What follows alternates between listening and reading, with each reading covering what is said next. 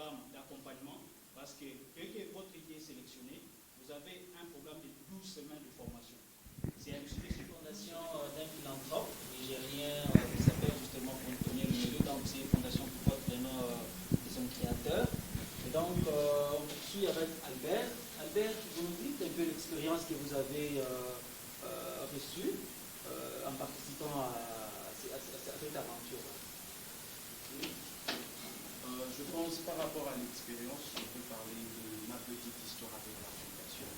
Donc, j'ai connu la fondation en 2016. Je n'ai pas eu l'opportunité d'appliquer en 2016 et 2017. En 2018, j'applique et je n'étais pas retenu sur les murs entrepreneurs.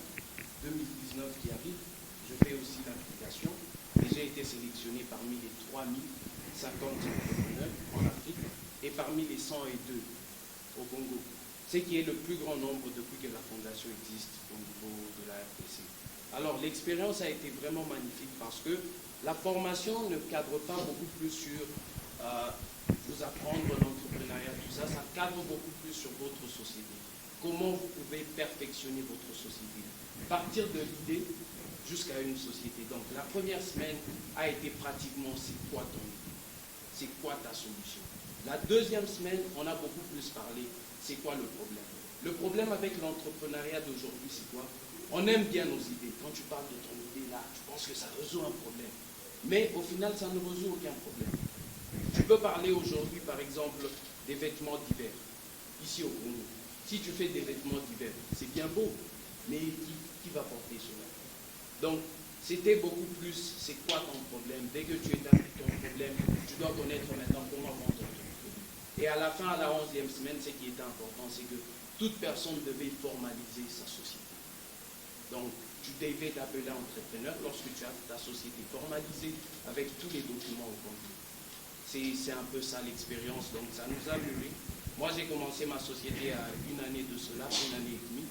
Et avec la formation, ça m'a permis de passer du point A jusqu'au point B où je comprends pratiquement tout ce que je dois faire dans ma société pour qu'elle soit successful, pour qu'elle puisse réussir. C'est un peu ça. Merci. Voilà, on poursuit Esaïe.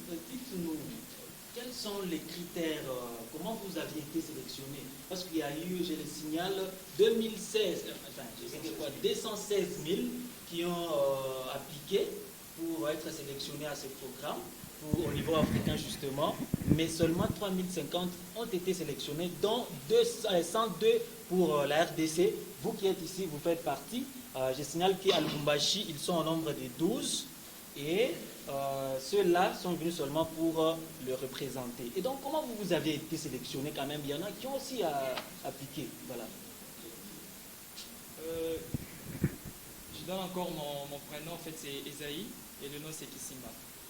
Je vais d'abord commencer par la petite histoire de la fondation. C'était à travers Internet que j'avais connu en fait Tony Elomele. À tout moment, je demandais aux amis que nous puissions commencer par exemple à participer à des conférences sur l'entrepreneuriat et des fois les autres qui acceptaient, des fois.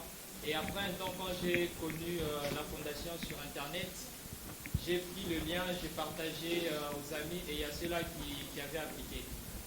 Par rapport aux critères, tout ce que moi j'avais eu à faire, c'est de répondre aux différentes questions que la fondation posait par rapport à votre idée. Je donne un exemple.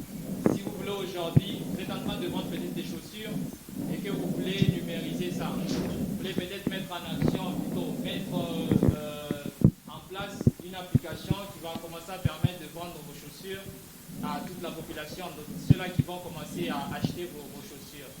Donc, qu'est-ce que j'ai fait pour être retenu par la fondation Tony Elomele? Je suis parti d'une idée. L'idée est de former des jeunes, de lancer un business sur Internet.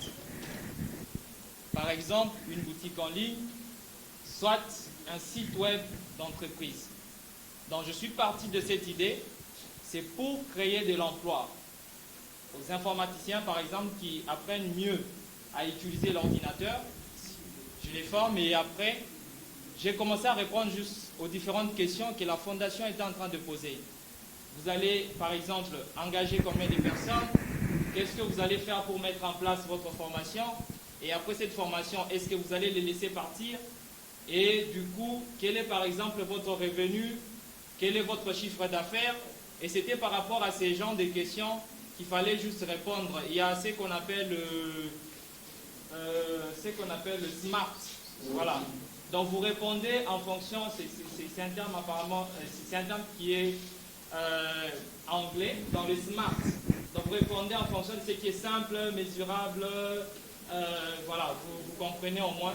Et c'est ça qui a fait que moi, donc disons nos collègues et moi, nous avons aussi été retenus. Donc c'est juste en répondant aux différentes questions. Merci. Parlez-nous brièvement de votre expérience avec Tony et Lumelu. Comme il a dit, il a dit Peter, mais moi c'est Pierre Matuvanga. Je suis encore étudiant à l'université de Lubumbashi. J'ai fait le génie civil. Moi j'ai entendu parler de Tony Lumelu, c'était un matin. Je m'apprêtais pour aller à la faculté et je suivais France 24. Et c'est là que j'ai vu la publicité de Tony Lumelu.